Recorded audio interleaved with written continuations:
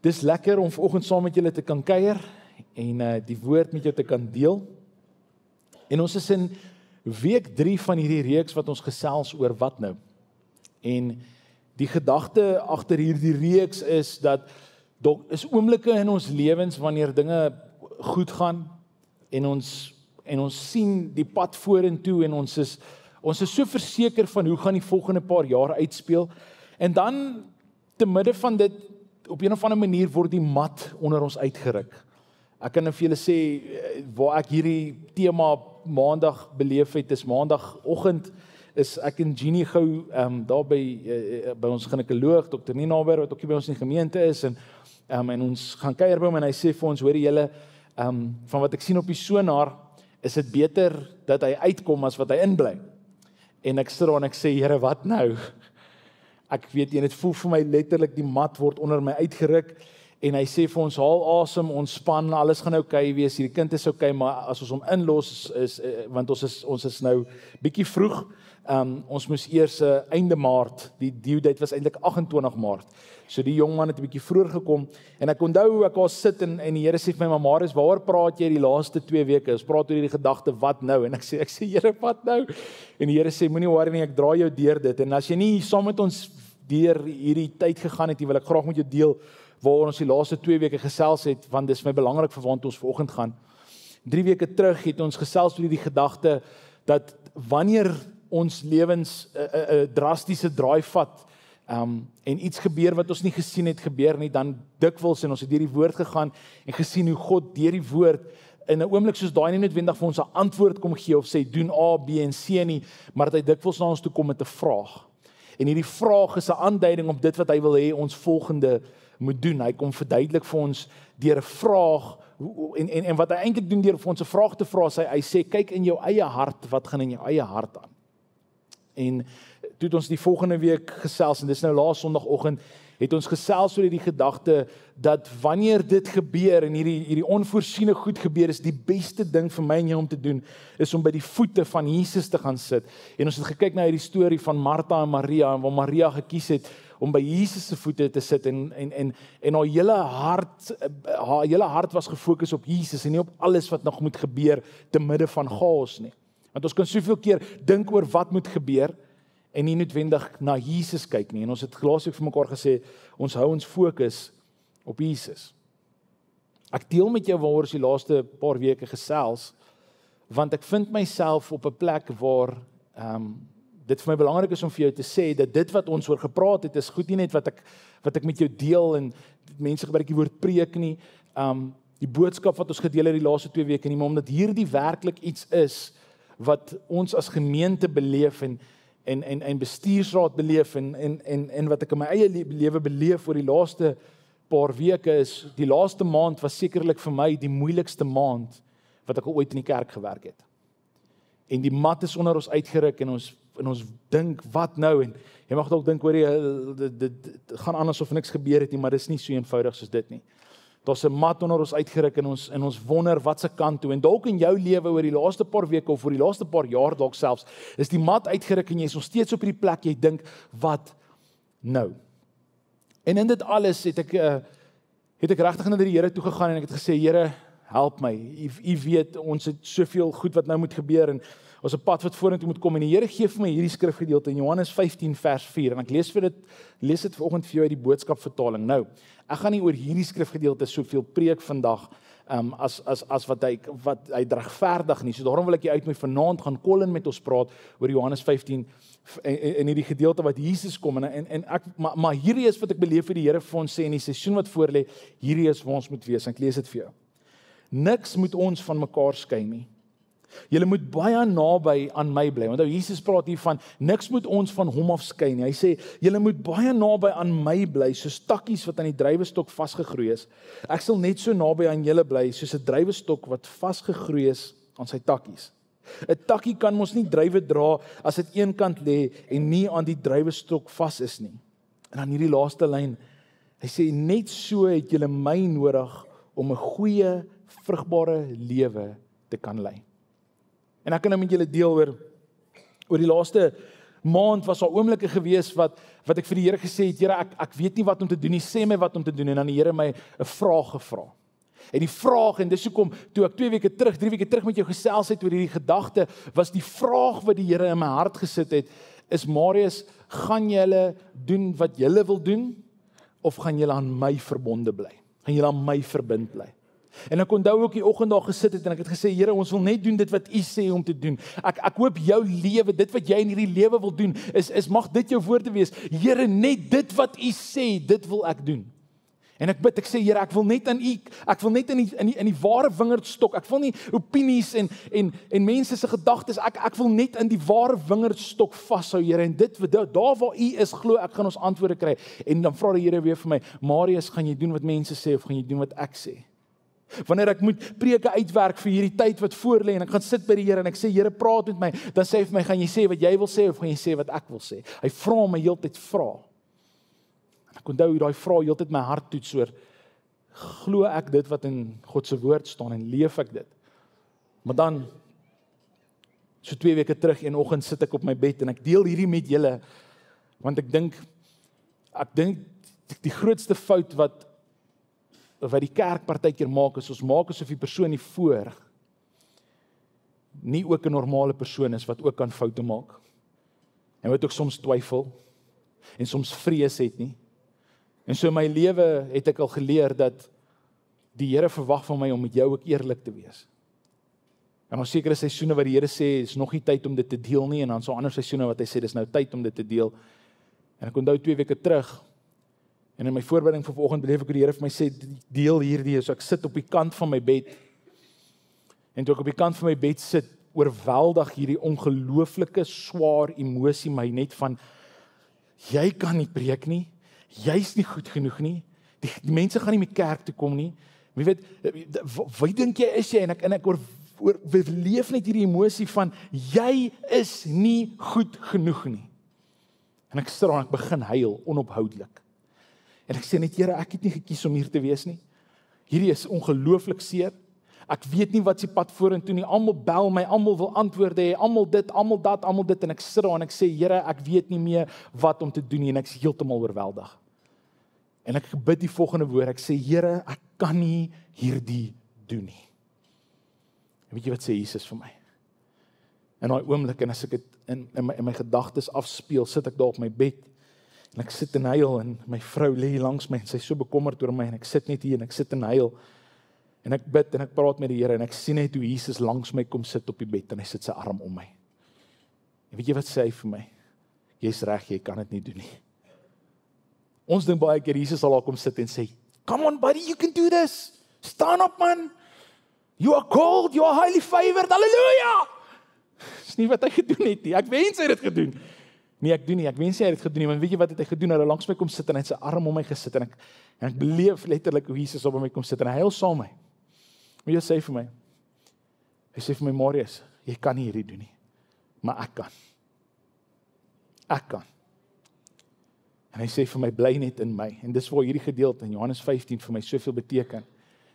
En so dit wat ons oor die laaste 2 weke gesels het, is wat ek in my eie persoonlike reis met Jesus beleef, en is rou, en is reëel, en is eerlik, maar ek vra dat jy dieselfde sal doen, dat jy gaan sit en vra, Here, wat wil U vir my vandag vra?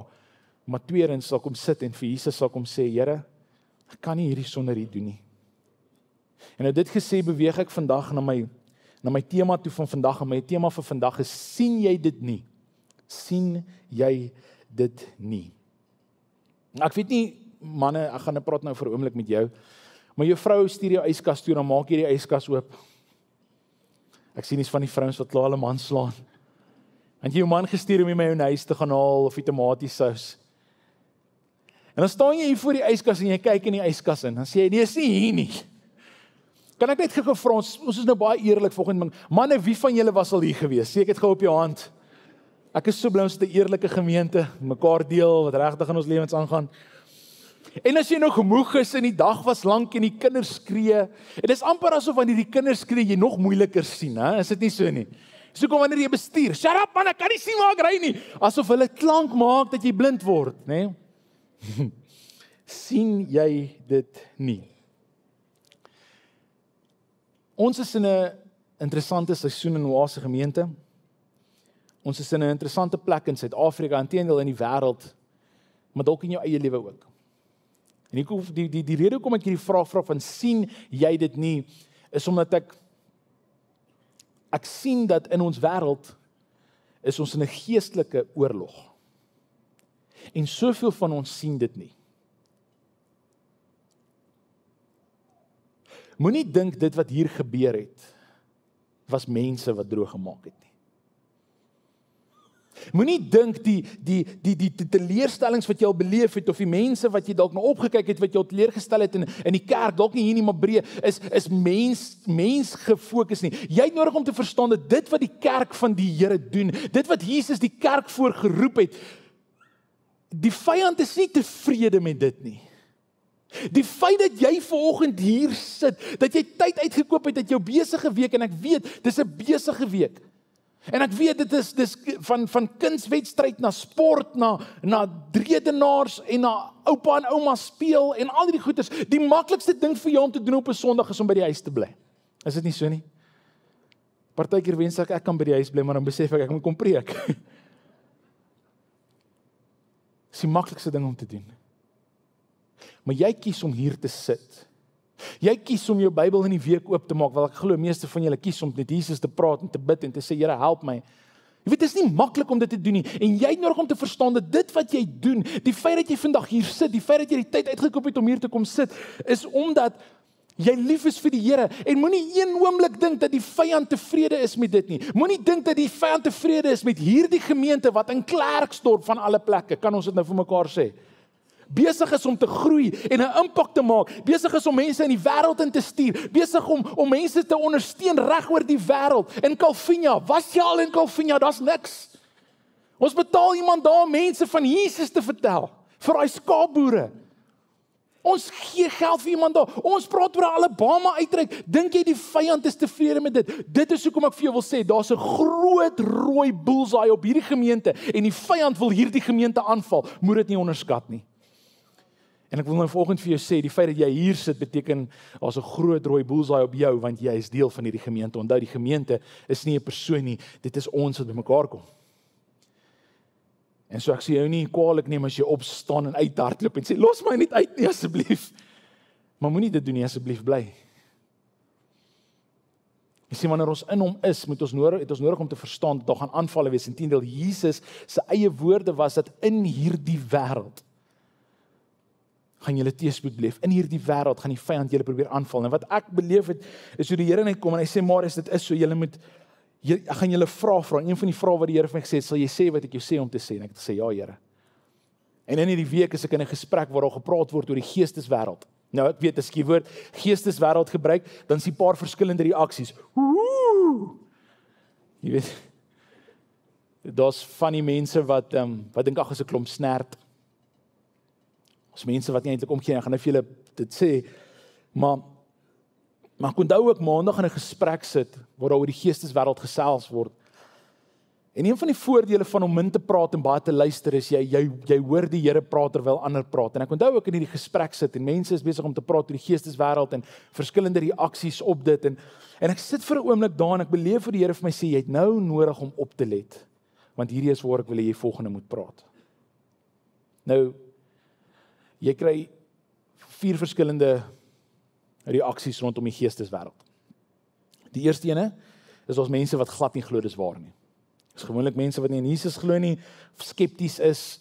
Baie mense glo dit nie, maar in die kerk is hierdie die minderheid van die mense glo dit nie.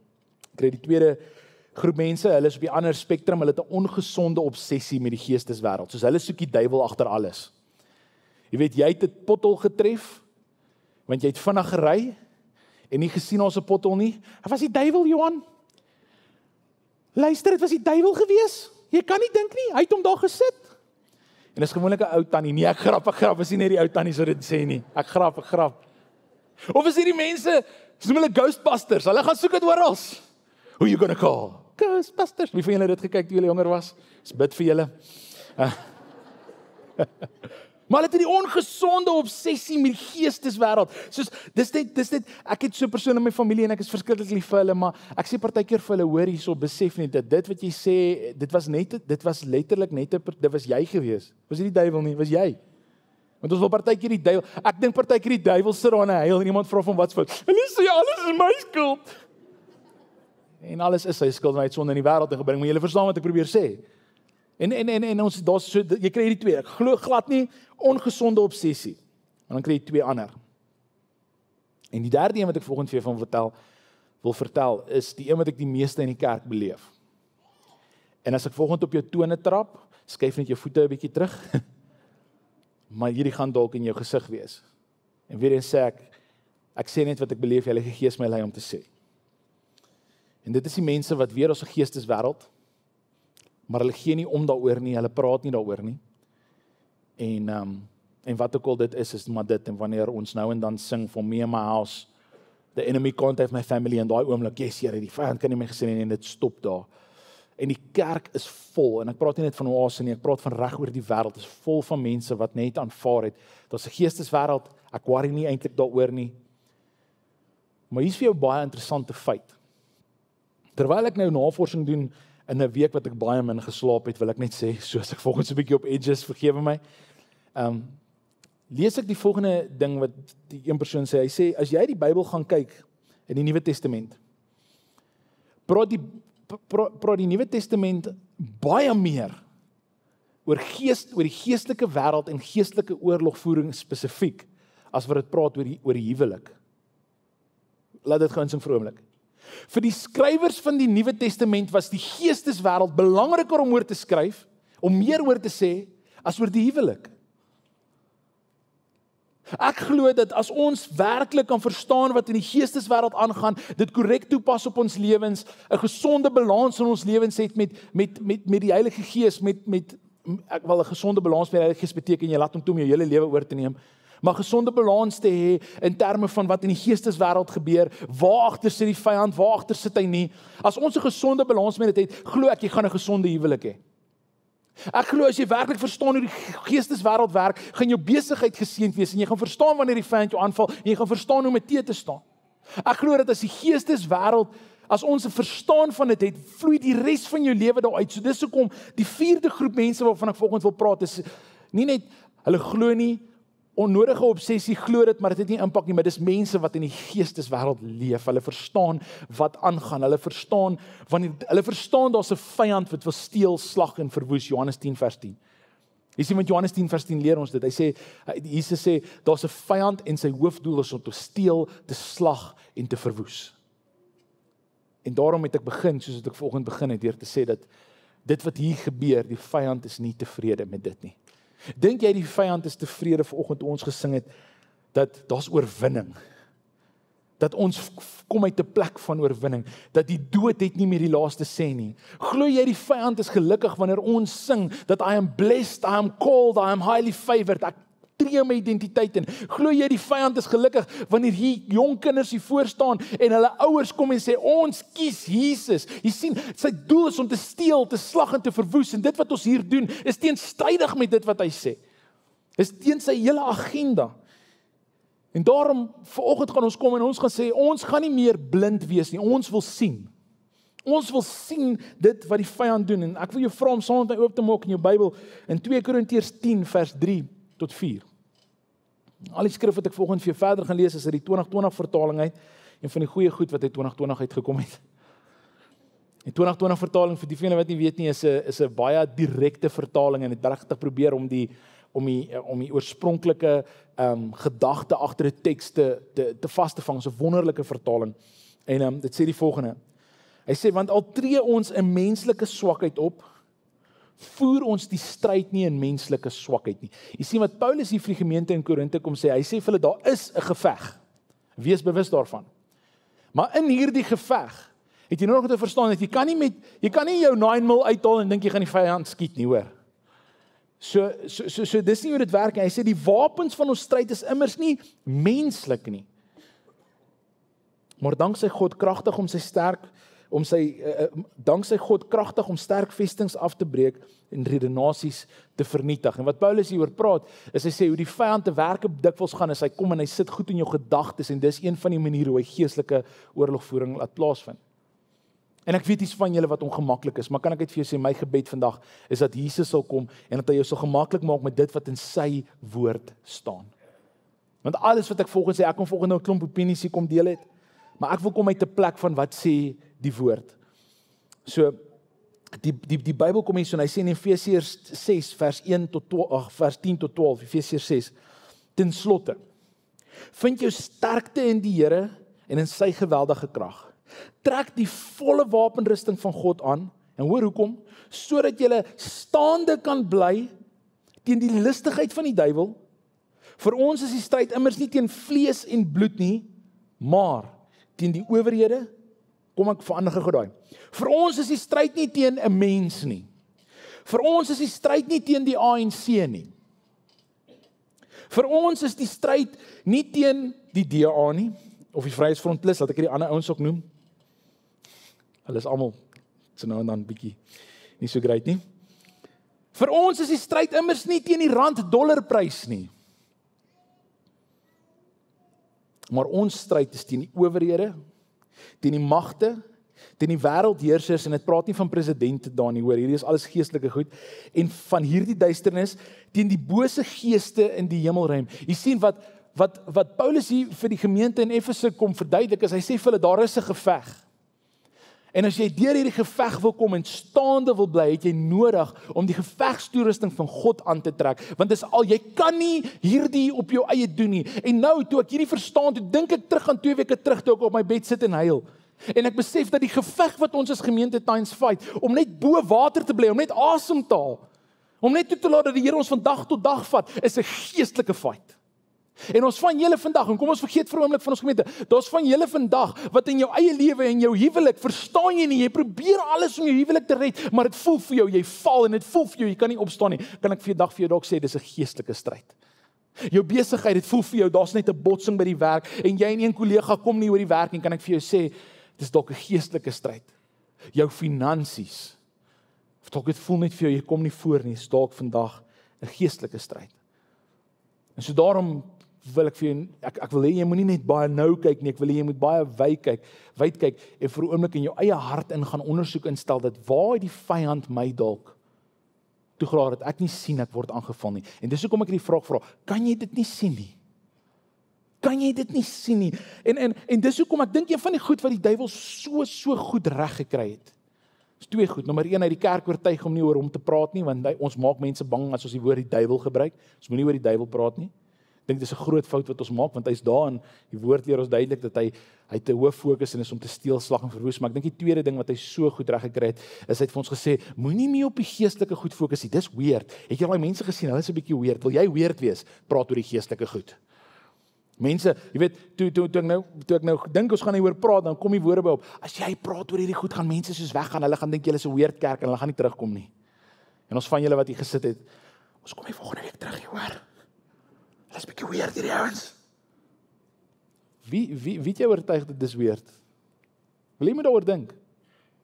Ek wil jy met jouself die vraag afvra, hoekom is dit vir ons, ek meen as die Bybel meer praat oor geestelike oorlogvoering as vir die Bybel praat oor die huwelik, hoekom is dit vir ons vreemd om daaroor te praat? Is dit nie dalk een van die beste maniere wat die vyand gekom het en ons kom oortuig het, om te sê, het julle dit nie sien kom nie? En dis wat ek net gevoel het die Here vir ons sê, en hierdie oomblik het ons nodig om nie met ons vlees oë te kyk nie, maar ons het nodig om met gees te kyk. Jy sien, want hoe ons na mense kyk, en hulle optredes, en hulle foute wat hulle dalk maak, en ons kyk met mens oë, gaan ons seer maak. En ons dade gaan vanuit daai plek vloei. Maar wanneer ons met gees oë kyk, dan kyk ons dalk verby dit wat 'n fasade is, en ons sien, ons moet nie kwaad wees vir 'n persoon nie. Ons het nodig om te sien, hierdie is 'n geestelike aanval.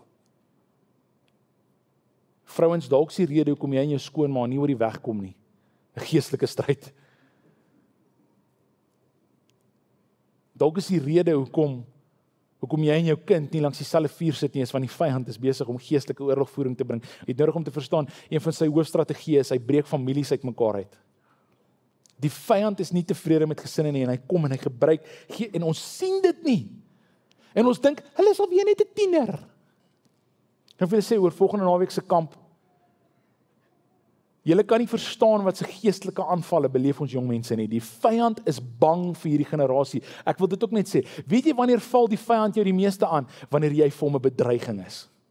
As jy op 'n Sondag hier kom sit en alles gaan oukei en is fine en jy beleef geen goed nie, ek dink dit was Charles Spurgeon wat gesê het, hy het gesê, if you don't experience any attacks from the enemy, it most probably means you're not living according to what God has called you to. So die feit dat ons gemeente 'n aanval beleef het, die feit dat jy en jou kind se verhouding dalk 'n aanval beleef het, is dalk 'n teken dat die vyand weet wat is die krag daarin. En as ek wil praat oor ons tieners, as ek wil praat oor dit, dan sien ek hoe die vyand hierdie generasie aanval soos nog nooit vantevore nie. Wat vir my sê, as ek 1 + 1 is gelyk aan 2 maak, dat hierdie generasie wat nou besig is om te kom, freak die vyand uit.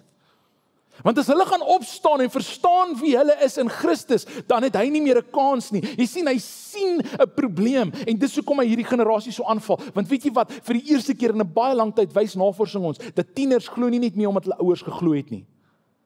So tieners wat se ouers Christene is, as jy 'n Christen hier is, en jy dink jou kind glo omdat jy glo, is nie so eenvoudig nie, hoor. Maar weet jy wat, is ook so waar vir moslems, dat moslemkinders glo nie net meer omdat hulle ouers geglo het nie. Hulle begin vra, en weet jy wat is die interessante ding? As jy begin vra, kom jy altyd by die waarheid uit. En wat is die waarheid? Die Bybel. En so hy val hierdie generasie aan, en so ek wil jou vra, kom ons bid vir volgende naweek se kamp. Ons bid vir daai jong mense, dat volgende Sondag aand doop ons sommer 50 tieners, en dan moet julle almal lief wees om hulle aan te cheer. Is dit reg? Is van julle nie? Ja. Ek's bly iemand glo dit. En nou weet ek, wanneer ons oor hierdie tipe goed praat, is daar gewoonlik 'n paar reaksies, maar een van die reaksies is vrees. Want as mens praat oor geestelike oorlogvoering, dan maak dit freak my uit, en jy dink aan demone, en jy dink aan die duiwel, jy weet, dan gaan die ander hardloop met sy virkie. Ek wil jou vra om vandag nie bang te wees nie. Jy hoef nie bang te wees wanneer ons betrokke raak in geestelike oorlogvoering nie. Inteendeel, hoor hierso, daar's hierdie interessante storie in 2 Konings 6. So 2 Konings 6 is die profeet Elisa besig om te leef, en hy weet wat in die koning se slaapkamer aangaan. Ek weet nie of dit jou ook sal uitfreek nie, maar as jy iets wat jy vir jou vrou vertel het in julle slaapkamer, en julle weet julle het vir niemand vertel nie, maar iemand sê julle het dit gesê, wees eerlik, jy weet, ek hoop nie julle hoor wat het ek gesê nie. En hierdie koning hoor dat hierdie profeet weet alles, en weet julle wat besluit hy? Hy besluit, ons gaan hierdie profeet uitwis, ons gaan 'n weermag stuur, ek gaan 'n klomp ouens op perde en swaarde stuur, en hulle gaan hulle uitwis. Hierdie ou is my probleem, ek gaan hom uitsort. So daar's 'n vyand wat gedryf word, glo ek, deur die bose, en hy kom by die profeet, en ek wil vir julle graag hierdie storie lees. En so hierdie profeet het 'n dienaar, het 'n jong man wat vir hom werk, hy het 'n appie of 'n intern wat onder hom is, en hoor hierdie persoon se reaksie. Dit sê, toe die dienaar van, dis 2 Konings 6 vanaf vers 15. Toe die dienaar van die man van God vroeg opstaan en uitgaan, julle sien, is gevaarlik om vroeg op te staan. Toe die dienaar van die man van God vroeg opstaan en uitgaan, was daar so waar 'n leermag met perde en strydwaans om die dorp. Sien net om hulle tent, daar was nie 5 ouens, ons het julle. Dis om die hele dorp, kan jy jouself indink, jy staan uit, jy het jou oggend Jacobs gemaak, en jy stap uit, en jy kom buite, en jy maak jou oë oop, en al wat jy sien, is ouens wat se hooffokus is om jou dood te maak. Val die koffie op jou voete, hardloop terug in die tent in. Hulle soek hom, hulle soek nie my nie, hy moet maar uitgaan, jy weet. En sien wat gebeur nie, hy sê dienaar sê toe vir hom, ag my Heer, wat moet ons doen? Maar hy het geantwoord, hierdie ou sit in die tent, hy het geantwoord, hy sê, moenie bang wees nie. Terwyl ek hierdie skrifgedeelte lees, beleef ek hoe die Here vanoggend vir Oase sê, Oase gemeente, moenie bang wees nie. Jy dink dalk die vyand het jou nommer, dis okay, ek kan jou nommer hê, moenie bang wees nie. Hy gaan aan, hy sê, want hulle wat by ons is meer as die wat by hulle is. Jy sien, verander perspektief. Hy gaan en hy sê, Elisa het toe gebid en gesê, Here, maak tog sy oë oop, dat hy kan sien. Kan ek jou vra om jou oë te sluit vir 'n oomblik? Ek gaan hierdie gebed oor ons bid. Here, soveel keer is dit vir ons so maklik om die persoon raak te sien. Die fout raak te sien. Die opinie raak te sien. Wat ook al, Here, U weet, daar's soveel keer wat ons so oppervlakkig kyk en ons sien nie werklik wat aangaan nie. Ons sien strydwaans. En ons sien perde en manne met swaarde en spiese in hulle hand, Here, en ons sien met ons fisiese oë. Maar Here, ek wil vanoggend vir ons as Oase gemeente bid, Here, wat ons 'n gemeente sal wees, wat se oë sal oopgaan om te sien dit wat werklik in die geesteswêreld aangaan. Deur te sien dat die vyand besig is om ons aan te val. Here, te sien dat ons nie ons fokus moet afhaal van U af nie, Here, ons het ons fokus juis op U. Here, dat ons hierdie geesteswêreld sal kan sien. En sal besef, Here, dat hulle wat by ons is soveel meer as hulle wat teen ons is. Here, dat dit wat U gesê het in vers 17, dat ons oë ook oopgemaak sal word, en dat ons sal sien, so waar, ons is omring deur U. Here, so ek kom bid vandag teen enige vrees. Here, U woord leer ons, dat vrees is nie van U af nie. Vrees is van die vyand af. En Here, daarom wil ek kom bid vir die toekoms van hierdie gemeente, dat ons nie in vrees sal leef nie. Here, vir ons eie lewens, dat ons nie in vrees sal leef nie. Maar Here, dat ons sal beleef hoe U kom, en U gee ons koninkryksvisie. Here, ek is so bewus van ons tema, hemel op aarde. Here, die hemel is nie 'n fisiese plek, dit is 'n geestelike plek. Mag ons ook in dit beleef, Here, waar ons beweeg, hoe ons sien, hoe kom die hemel hier op aarde. Maak oop ons oë asseblief, Here. Ek bid dit in Jesus se naam. Amen. Dis nie die einde van my boodskap hier, hoor, dat jy het, van julle wil opstaan en loop, ons is nog nie klaar nie. Okay? Die tweede ding wat ek volgende vir jou wil sê, is jou gebede is sterker as wat jy dink. So nommer 1, jy is nie alleen nie, hulle wat by ons is soveel meer, en inteendeel, hulle wat by ons is baie sterker as hulle wat teen ons is. Ons gaan daar eindig volgende, maar die tweede ding is, moenie jou gebed onderskat nie. Daar's hier 'n interessante storie in Daniël 10, waar Dawid vir die Here vra, Here, wat hou die toekoms vir ons as nasie in? Here, wat gebeur volgende? Here, ek is onseker oor die pad vorentoe. Here, asseblief praat met my. Ek weet nie wat om te doen nie, Here. En Daniël begin bid. En weet jy wat's interessant? Dag 1, die Here antwoord nie. Dag 2, die Here antwoord nie, maar Daniël hou aan bid. Dag 3, die Here antwoord nie. En so gaan dit aan. En vir 21 dae bid Daniël en hy kry nie 'n antwoord op sy gebed nie, maar hy hou aan bid. Nou net dit sê vir my dat te midde van as ons bid en ons sê Here, gee deurbraak, dan sien ek dat soos Daniël moet ons aanhou bid, want hoor wat gebeur na 21 dae.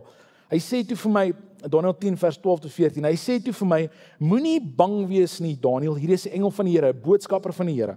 Moenie bang wees nie, Daniël, want vanaf die eerste dag wat jy jou hart daarop gerig het om insig te kry en jou voor jou God te verontmoedig, is jou woorde gehoor. Kan ek net vandag vir julle sê, daar's van julle, jy bid en jy het nog nie 'n antwoord gekry nie. Die Here sê, ek hoor jou gebed, hou aan bid. Hy gaan dan aan, hy sê, en ek het gekom op grond van jou woorde. Die rede hoekom hy gestuur is omdat hy gebid het. Hy sê, maar die vors van die koninkryk van Persië het my 21 dae lank teengestaan. Wat hy sê in die geesteswêreld was ek op pad. Die Here het jou dag 1 gehoor. As ons glo die Bybel is waar, moet ons ook hierdie glo. Dat ons 'n geesteswêreld en ons bid en ons vra Here, bring deurbraak. En dan stuur die Here deurbraak, maar dan kom die vyand en die vyand sê, nie so maklik nie. En dit sê, hoor wat gebeur, maar die Here stop nie daar nie. En Daniël het aanhou bid en dit sê, maar kyk, Michael, een van die belangrikste vorste, het my te help gekom en ek was oorbodig daar by die konings van Persië. Ek het toe gekom om jou insig te laat kry oor wat met die volk sal gebeur aan die einde van die dae, want die visioen geld weer vir die toekoms. Jy sien, vir 21 dae in die geesteswêreld is daar geveg. Daniël bid, hy's nie bewus van wat besig is om hom aan te gaan nie. Hy's nie bewus dat daar 'n geveg om hom besig is om te gaan nie, maar hy hou aan bid. Moenie jou gebede onderskat nie, veral nie daai gebede wat nie beantwoord word nie, want dalk is die Here besig om iets te doen. En die rede hoekom jy nie 'n antwoord kry nie, is want die vyand staan dit teen. Dis wat ek in die woord sien. So ek vir jou vra asseblief, Oase familie, moenie ophou bid nie. Moenie ten spyte van wat ook al gebeur, moenie ophou bid nie. So ons weet ons hoef nie bang te wees nie. Ons weet die Here hoor ons gebed en die vyand probeer dit teëstaan dat hy ons gebede beantwoord. En nou net so terloops, die vyand kan nie die Here altyd teenstaan nie, want tog het die Here gestuur en die boodskap is gebring. So die vyand kan nie die Here teëstaan nie. Hy kan probeer, maar hy gaan dit nie regkry nie. Maar dan wil ek vanoggend nou kom en baie prakties met jou raak, want dis nou alles great, ons hoef nie in vrees te wees nie, ons weet die Here hoor ons gebede, maar dalk sit jy vanoggend hier met die vraag, hoe weet ek dat ek tans in 'n geestelike oorlog is? Hoe weet ek dat ek tans aangeval word? En ek het 5, en ek gaan dit vinnig noem, 5 goed wat ek geïdentifiseer het uit die woord uit, wat ek gesien het hoe die vyand mense aanval. Daar's meer, maar hier is hoof 5. Nommer 1, hy verblind ongelowiges se gedagtes. So hy kom en as iemand nie glo nie, en dit het dalk met jou gebeur, jy kom en jy het 'n familielid, 'n kollega, vriend, iemand op die straat, en jy begin hulle te vertel van wat Jesus gedoen het, dan lag hulle jou af, hulle wil nie rede insien nie, jou arm was af en hy teruggegroei, hulle wil nog steeds nie rede insien nie, dit het al baie met my gebeur. Hoor wat sê 2 Korintiërs 4 vers 4. Vir die ongelowiges wie se denke deur die God van hierdie bedeling verblind is, God met 'n klein letter G, praat van die duiwel, praat van die Satan, vir die ongelowiges wie se denke deur die God van hierdie bedeling verblind is, sodat die lig van die evangelie van die heerlikheid van Christus, wat die beeld van God is, nie oor hulle skyn nie. Met ander woorde, as ons sê, ons doel as kerk, is om hulle wat daar buite is, te gaan beïnvloed, en hulle wat daar buite is van Jesus te vertel, want ons wil nie enigiemand moet verlore gaan nie, soos die groot opdrag in Matteus 28, toe Jesus gesê het, gaan en gemaak disippels, het ons nodig om te verstaan, dat die God van hierdie wêreld, gaan hulle gedagtes probeer verblind. En dis hoekom ons kan nie uitgaan as ons nie eers bid nie. Ons kan nie uitgaan nie. Ek sien een keer in 'n kerkie in Klerksdorp iewerste by hulle uitgang, as jy inkom sien jy niks, as jy uitgaan bo die deur, staan daar, jy word nou gestuur. Jy het nodig om te verstaan, wanneer jy sondagoggende by hierdie deur uitgaan, sondaande, woensdaande, wanneer ook al jy hier is, en jy stap hier uit, en jy het 'n woord ontvang, dan stuur die Here jou met daai woord in die wêreld in, maar jy kan nie sonder gebed gaan nie. Want die vyand verblind hulle. Hy kom en hy verblind die gedagtes van ongelowiges. En wat Paulus hier die gemeente in Korinthe kom waarsku, hy sê daar is hulle wat hulle wil nie hoor nie, want die vyand het hulle rad voor die oog gedraai. En dis hoekom ons nie kwaad moet raak vir mense wat nie wil glo nie. Want die vyand het hulle kom wys. En ons selfs van julle vanoggend hier, jy sit en jy wonder oor hierdie Jesus ding en nou praat ons oor weird goeters, ook nog weird goeters. En dan dink jy, ja, ek weet nie, dit is vir my vreemd. Het jy dalk al gedink dat dalk die vyand wat jou gedagtes verblind? En die tweede ding is hy steel die woord van jou weg. Weet jy hoeveel keer gebeur en dan sit ons in 'n diens soos hierdie en jy hoor 'n preek wat lewensveranderend is en net sulke waarheid, groeie goed, amazing goed en dan stap jy uit en dan môre kan jy nie onthou wat daar gepreek is nie. Met wie van julle dit al gebeur? Kan ek dit gou sien? Moet ons beter preek? Dis wat jy vir my sê. Het jy nie geluister nie? Dis hoekom ek sê maak notas. Eendag in die hemel, hulle gaan jou vra vir jou notas, nê? Notas maak. Maar die vyand doen dit en ek kan vir jou skrif gee. Marius, dis 'n oulike opinie. Nee, hoor wat sê Matteus 13. Jesus, hy's besig om te praat oor die saad wat gesaai word. Hy praat oor die evangelie wat verkondig word. En hoor wat sê Matteus 13 vers 9. Hy sê, wanneer iemand die woord van die koninkryk hoor, wat in God se woord staan, en nie verstaan nie, kom die bose en roof wat in sy hart gesaai is. Dit is die saad wat langs die pad val. Jy sien, dis hoekom dit vir my so belangrik is dat ek op 'n Sondagoggend, ek vat eerder 'n bietjie langer en ek tone dit down en ek praat nie hierdie hoog teologiese diep goed met jou nie, want wat ek hier sien as jy iets nie verstaan nie, dan kom jy van en hy steel dit by jou. Doen jouself 'n guns, gaan probeer die boek Romeine op jou eie lees. Op jou eie, gaan in jou eie lees die boek Romeine. Daar gaan gedeeltes in die boek Romeine wees wat jy verstaan, daar gaan gedeeltes wees wat jy nie verstaan nie. En in die boek Romeine byvoorbeeld het ek op my eie gelees op 'n stadium, ek het dit nie verstaan nie. En dis die teoloog sê dis die beste boek in die Bybel. Maar dis moeilik om te verstaan. Dis super teologies en diep. En die vyand het so lank by my gesteel wat in die boek Romeine staan. Weet jy wat gebeur? Ek gaan in die Here sê vir my, Marius, moenie hierdie boek alleen lees nie. Lees dit saam met ander mense. En ek begin dit saam met vriende lees. Ek begin navorsing doen oor hierdie boek. En ewe skielik word hierdie woord nie meer van my af weggesteel nie. En so, op 'n Sondag hierso, hoop ek dat jy sal kom en jy sal sê, Here, as ek iets nie verstaan nie, gaan ek gaan vra. Want ek wil nie hê die vyand moet dit steel nie. Jy sien, die vyand kom steel woord uit ons hart uit.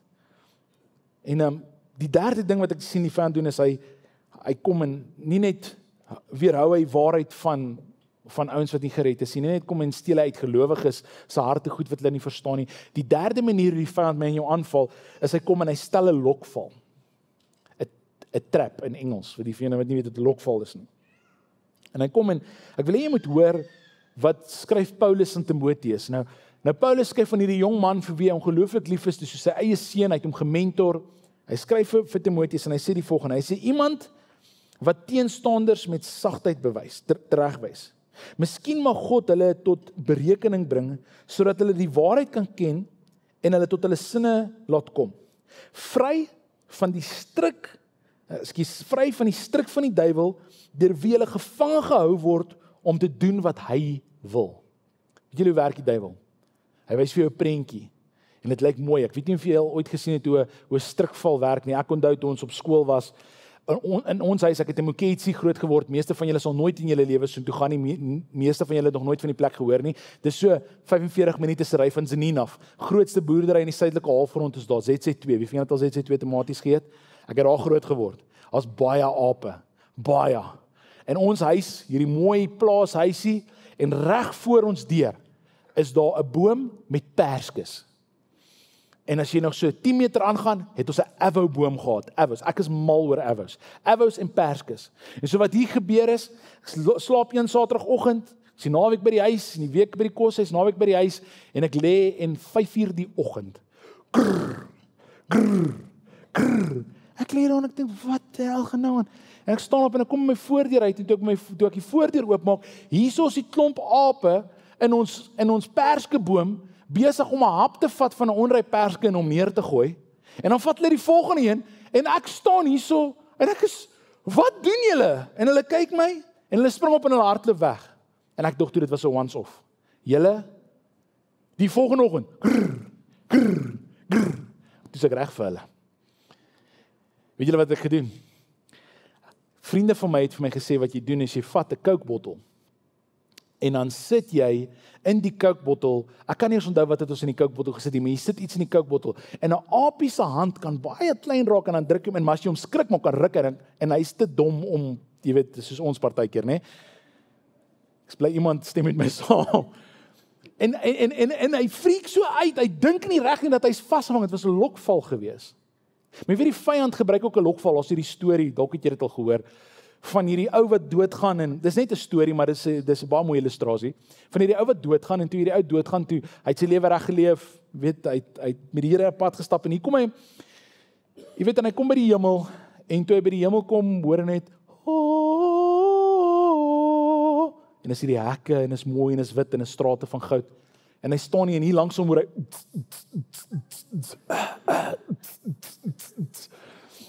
en hy kyk so en hy vra vir die ou by die hek, hoorie, wat gaan daar? En hy sê, o nee, dis die hel. En dan check hy, daar's tannies met baie min klere aan. En die ouens loop met bierbottels rond en hulle sny vir ietsie, rook ietsie. Jy weet, en dit lyk of daai ouens 'n vet jol het. En hy gaan, en hy staan nie en vir 'n oomblik bevraagteken hy sy lewenskeuses. Hy sê, meneer, ek is welkom om in die hemel in te gaan. En hy sê, wel, kan ek gaan kyk wat gaan daar aan, want as ek die res van my lewe wil spandeer, jy weet, ek wil net. En die ou sê, ekskuus meneer, as jy ingaan, as jy in, jy kan nie. Hy sê, wel, daai lyk baie lekkerder. Hierdie was, jy weet, dit, en ek gaan soontoe gaan. En hy gaan, hy sê, onthou net, jy kan nie jou keuse nooit uit verander nie, en die ou sê, is awesome, en hy gaan, en hy kom al by die hek, en ons staan hierdie groot bouncer, en hy sê, hallo meneer, wil jy inkom? Hy sê, ja, hierdie is die beste tyd in die wêreld, gaan amazing wees. Hy sê, awesome, kan ek net jou naam kry? Hy skryf die ou se naam, hy sê, jy kan ingaan meneer, en die deure gaan oop, en die ou stap in, en toe die ou instap. Dus dit het 'n geween, en 'n gekreun, en 'n geknars van tande, en almal huil, en almal skree, en is net, en hy kyk hier, en hy gaan, en hy slaan op die deur, en die ou by die deur maak die deur op, hy sê, ja meneer, hy sê, nee, hier buite, en hier binne, wat? Hy sê, o nee meneer, dis net die advertensie, baba, en hy maak die deur toe. Ons lag, so die vyand ons vang. Jy sien, hy maak hierdie amazing belofte, hy stel hierdie strikval, as jy net dit doen, niemand gaan weet nie. Dit maak in elk geval niemand seer nie.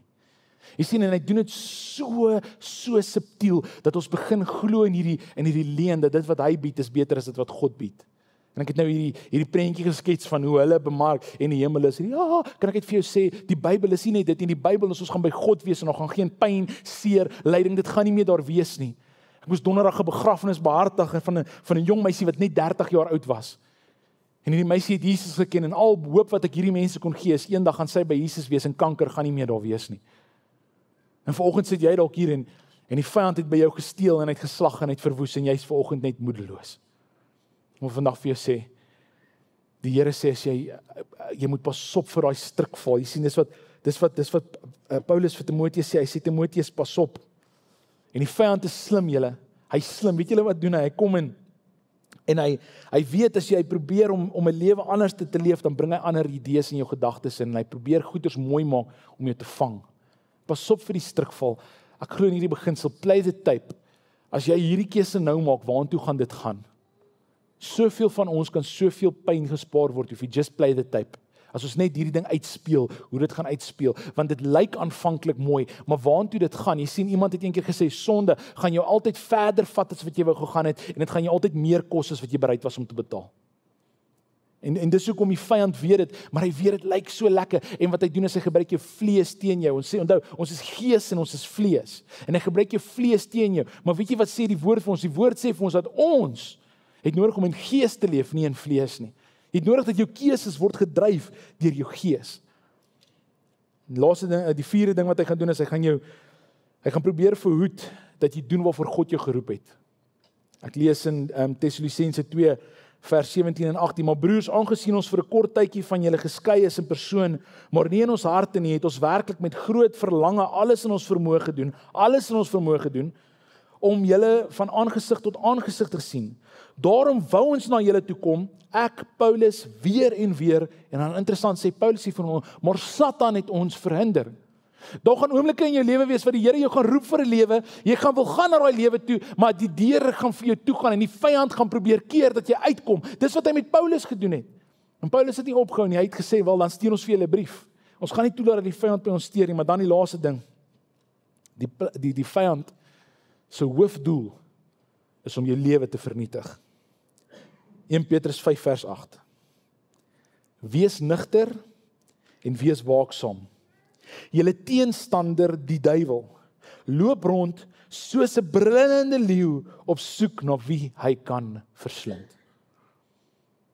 'n Leeu, interessant, as jy alleen is die kans dat jy aangeval gaan word baie groter as wanneer jy in groot groepe is.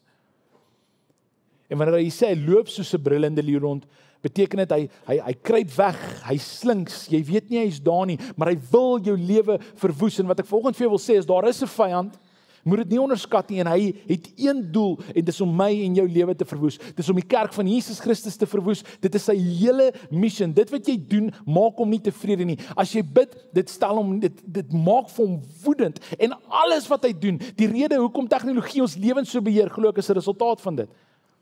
Jy kan nie tyd met die woord spandeer nie, want jy is heeltyd op Facebook. Jy kan nie, ek weet nie of julle al hierdie beleef het nie, maar wat die vyand kom doen is dikwels sien ek, dat dan sal ek vir my vrou sê, hoorie, ons gaan nou vanoggend bietjie saam bid. Daai is die oggend wat ons die grootste fight van ons lewens het. Wie van julle was al daar? Moenie jou hand opsteek nie. Jy sien, die vyand, ek het die volgende neergeskryf.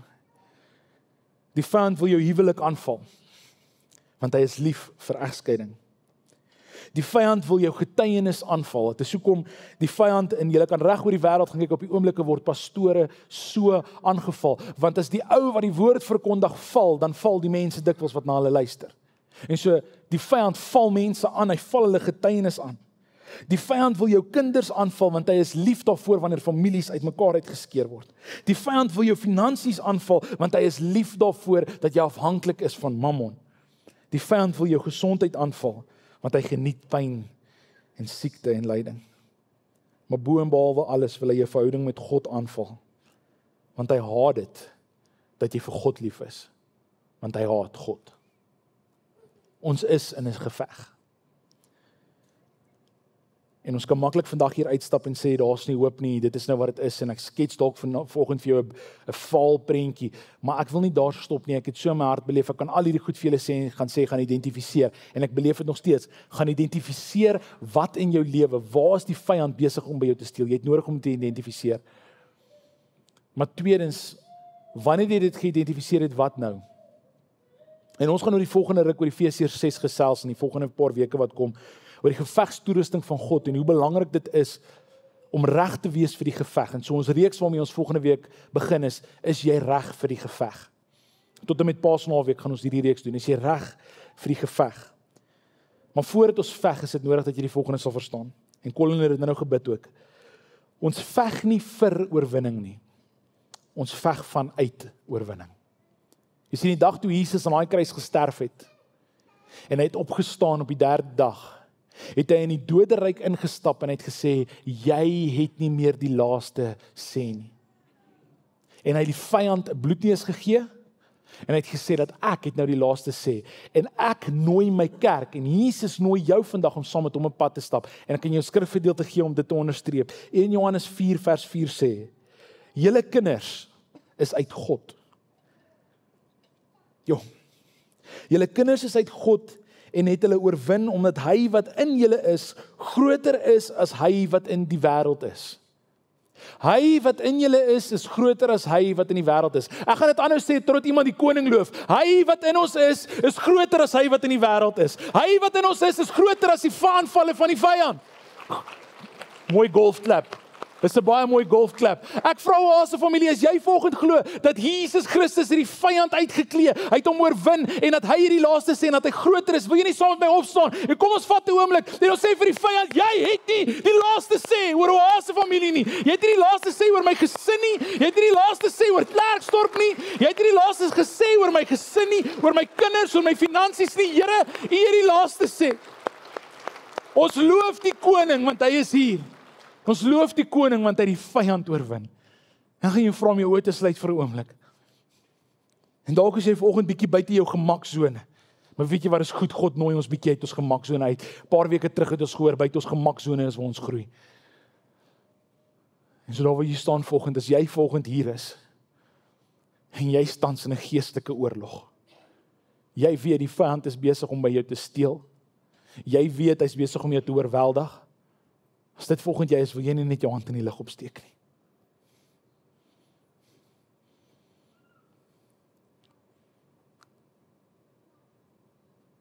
As 'n familie kyk om jou rond, wie se hand is op en gaan sit jou hand op hulle skouer. Hierso doen ons lewe saam. Hier gaan ons saam mekaar bid. Gaan sit jou hand op. Moenie laat enigiemand nou asseblief, jy moenie jou hand nou laat sak nie. Die vyand wil vir jou sê sak jou hand. Moenie jou hand nou sak nie. Dis geestelike oorlogvoering. Hierso in die syfdeel is daar mense asseblief. Kom ons gaan staan by mense. Kom ons gaan staan by mense. Ons gaan vanoggend bid vir mense. Ons gaan vanoggend nie net praat nie, ons gaan doen. Hou jou hand daar. Hou jou hand daar. Vanoggend te sê ek erken ek is hier. Here, U weet hoe die vyand gekom het en ons kom oortuig het dat dit is nie belangrik om te praat oor geestelike oorlogvoering nie. En dat ons fokus op allerlei goed sit en dat ons aandag afgetrek word deur gebeurtenisse, maar Here, vanoggend kom ons en ons kom sit ons hande op. Ons kom steek ons hande vanoggend op en ons sê, Here, ons weet, ons is in 'n geestelike oorlog. Maar ons weet, ons veg vandag vanuit oorwinning en nie vir oorwinning nie. The enemy has been defeated and death couldn't hold you down. We're going to lift our voice in victory. We're going to make heaven shout. Here, ons kom verklaar vandag vryheid. Ons kom verklaar vandag, Here, vyand, jy het nie die laaste sê nie. Ons kom verklaar vandag, Here, U bring deurbraak, U bring genesing. Here, daar waar die vyand gekom het en verwoes het, kom ons bid en ons bid, Here, dat U nog meer sal kom herstel. Here, ek kom bid vir die getuienisse wat volgende uit hierdie vertrek gaan uitkom, is dat die vyand wou gekom het, en hy het gekom, maar ek het die gevegstoerusting van God aangehaat en hy het nie die laaste sê nie. Dankie dat U besig is om volgende mense te genees. Dankie dat U volgende besig is om lewens om te draai. Mag ons die vyand se leuns identifiseer, en mag ons in waarheid leef. Dankie dat U vandag hier is. Dankie vir dit wat U vandag kom doen het. Here, gaan saam met ons in die tyd wat voorlê, want ons is saam in 'n groot geveg. Maar Here, ons veg nie vir oorwinning nie. Ons veg vanuit oorwinning. Dis 'n groot verskil. Dankie dat U al reeds gewen het. mag ons vanuit daai plek leef. Ek bid dit in Jesus se naam. Amen.